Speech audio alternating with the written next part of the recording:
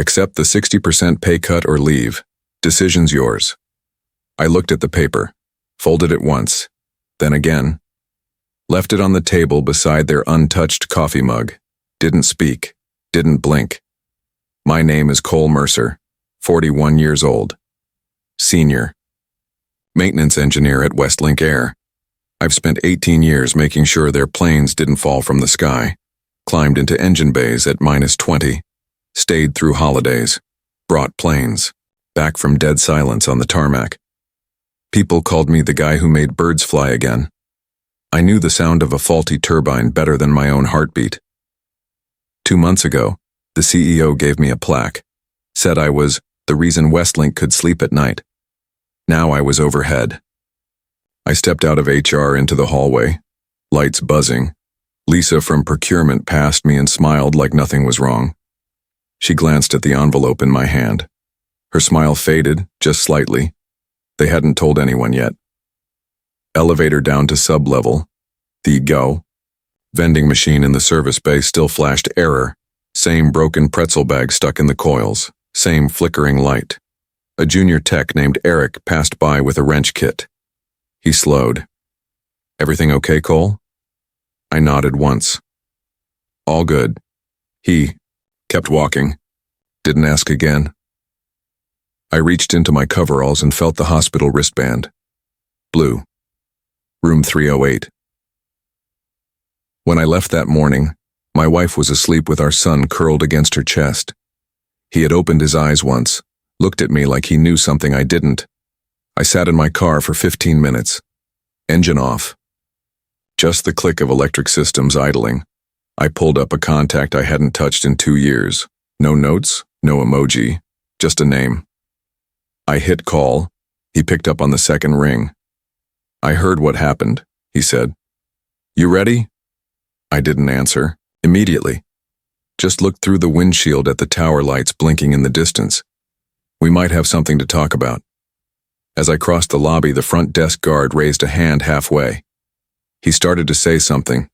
Maybe routine, maybe sympathy, then thought better of it. I gave a small nod. He nodded back.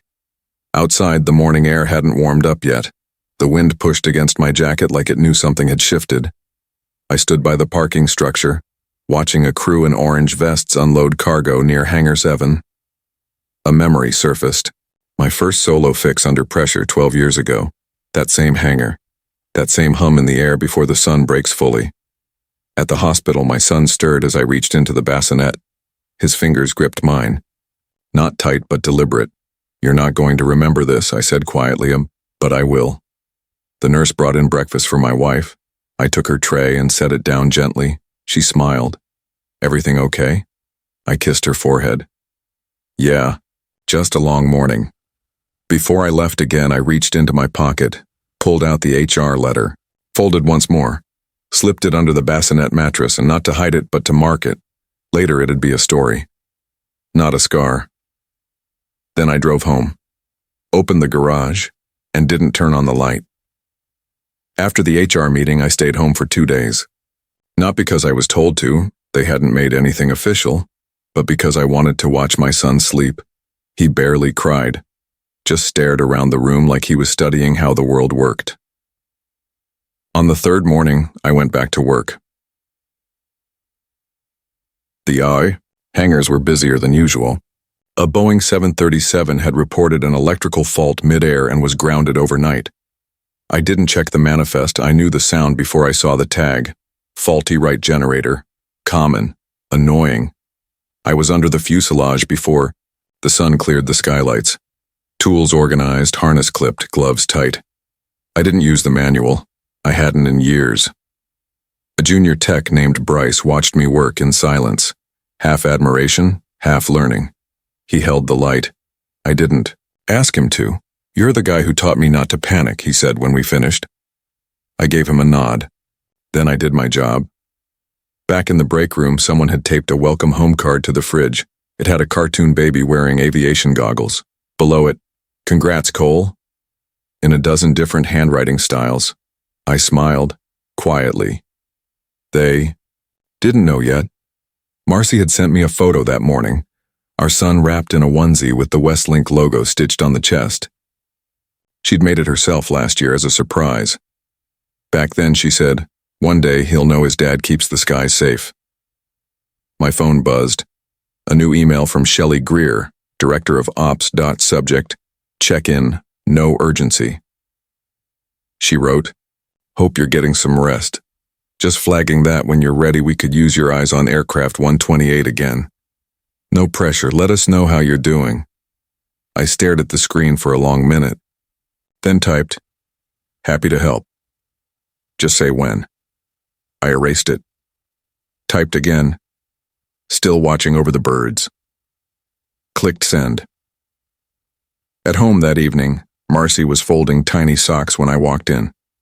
The house smelled like soup and clean laundry. You didn't stay long, she said. Everything okay? Yeah, I replied.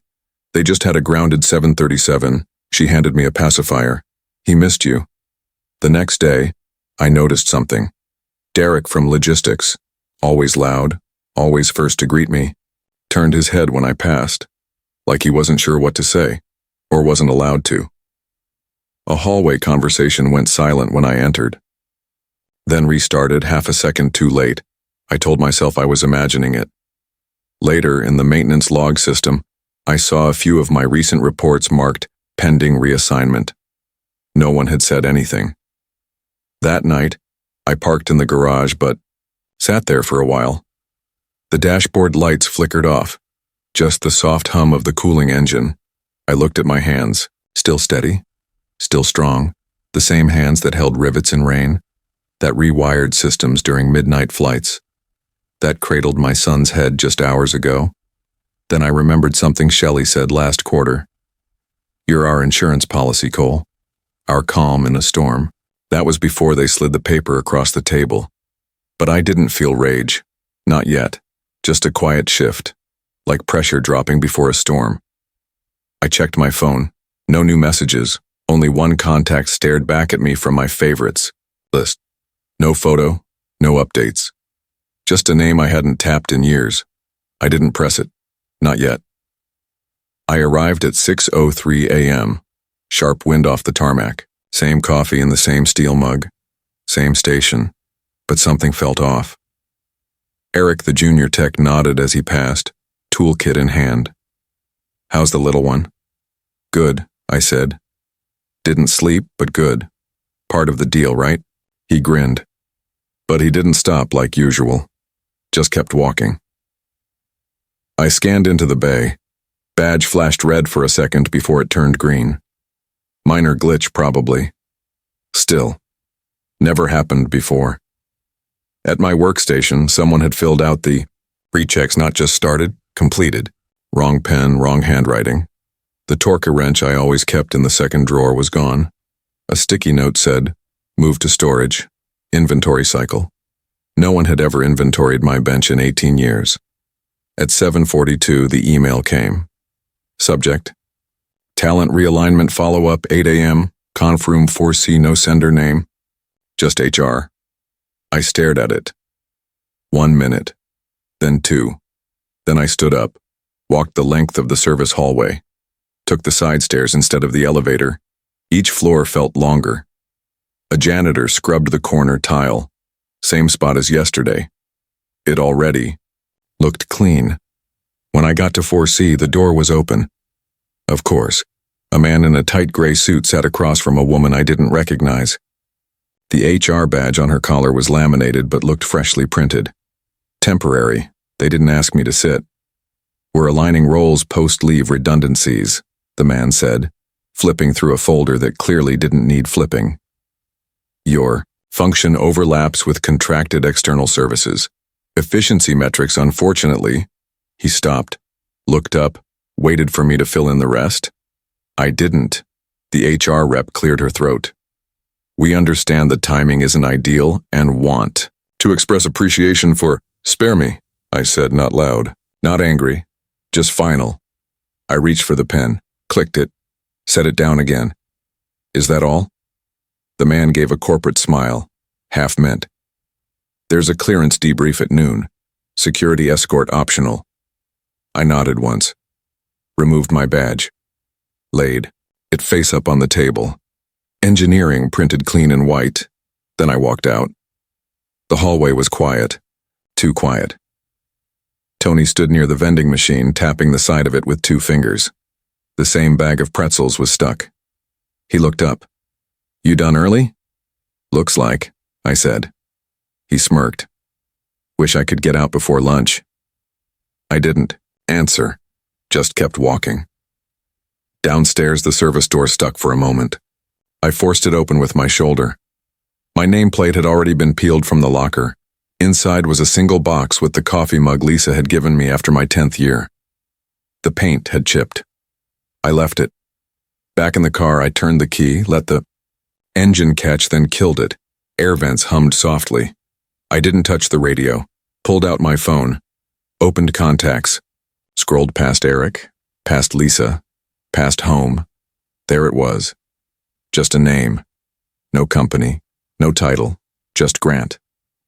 2 years ago, he offered me a role at Mid-Atlantic Aero. Said they were looking for hands that still knew what torque felt like. I'd said no. Loyalty, tenure, all of that. Now, I looked at the hangar in my rearview mirror. Same roof, same silence, but something had shifted. I hovered over the name. Didn't press yet. Instead, I opened the center console, pulled out a keyring. My wife had added a charm last week. Blue plastic shaped like a wing. Said it was for when he flies with you one day. I set it in the cup holder. Then I looked forward. They waited until the moment I was most replaceable. Not professionally, but personally. When they thought I'd be too distracted, too tired, too dependent, they miscalculated. They grounded the wrong man. And now they had no idea what was about to take off. 2 days passed. I returned to the hospital in the evenings, brought fresh clothes, held my son while my wife dozed. At 3 a.m., the city was quiet enough to hear a baby breathe. At Westlink, I was a ghost.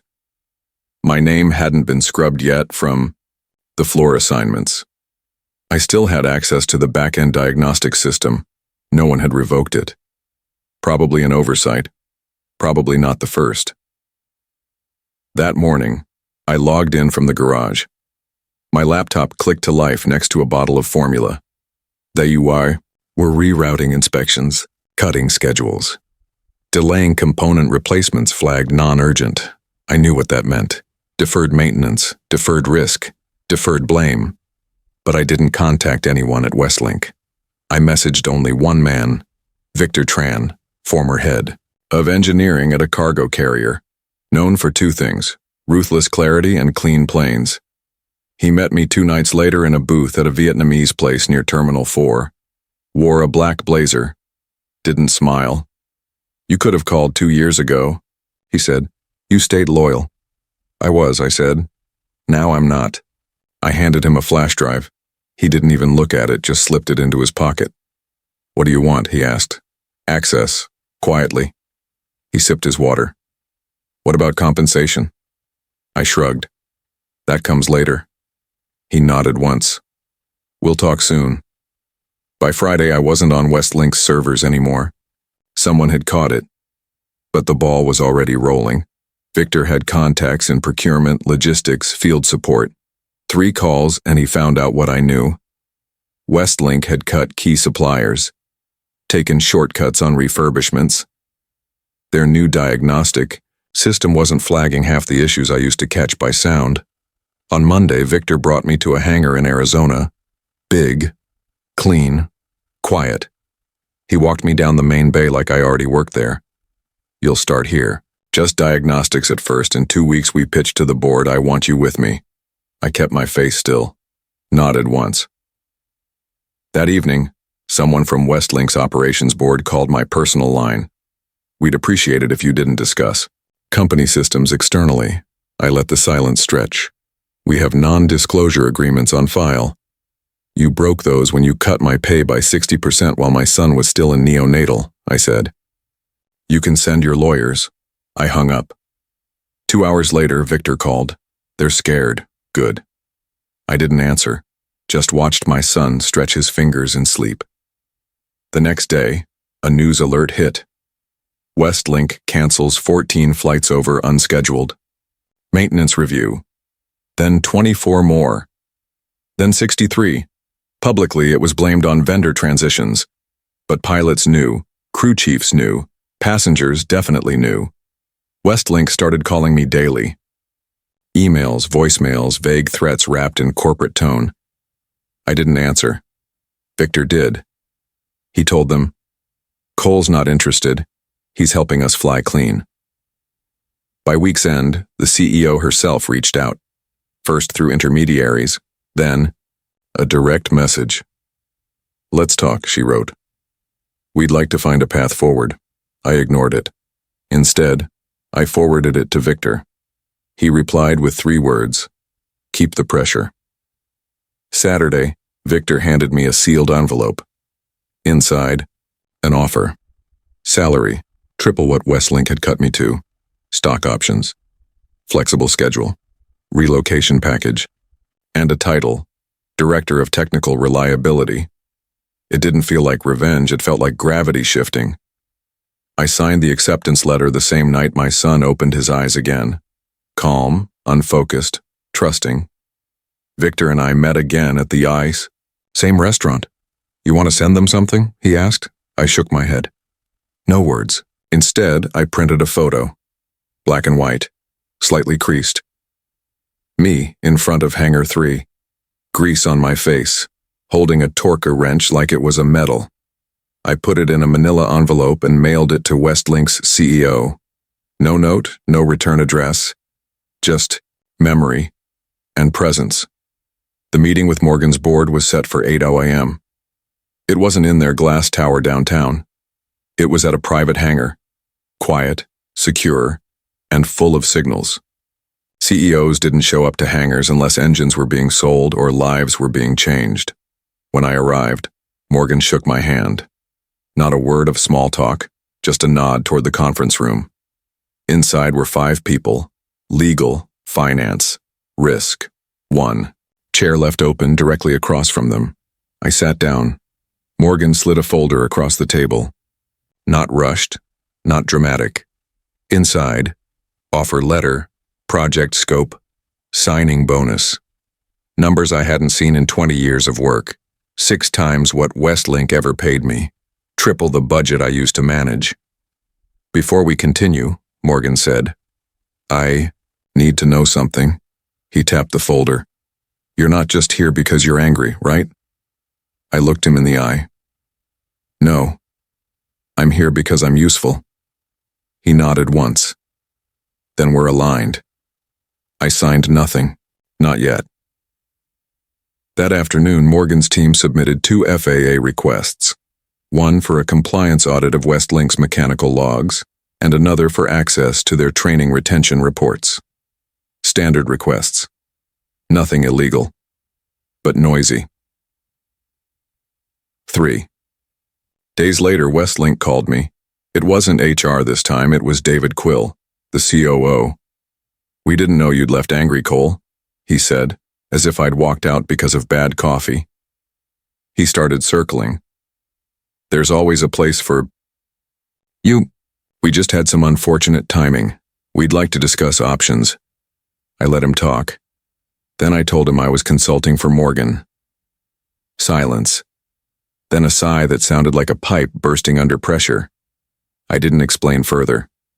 No list of grievances, no accusations, just, "You already made your decision, so did I."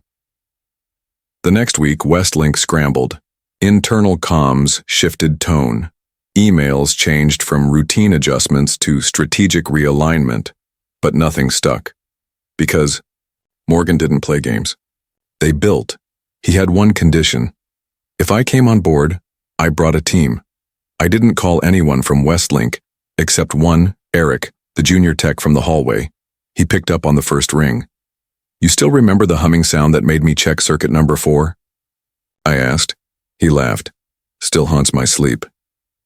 "You ready for something bigger?" "Always." 3 months later, we stood side by side on a new hangar floor.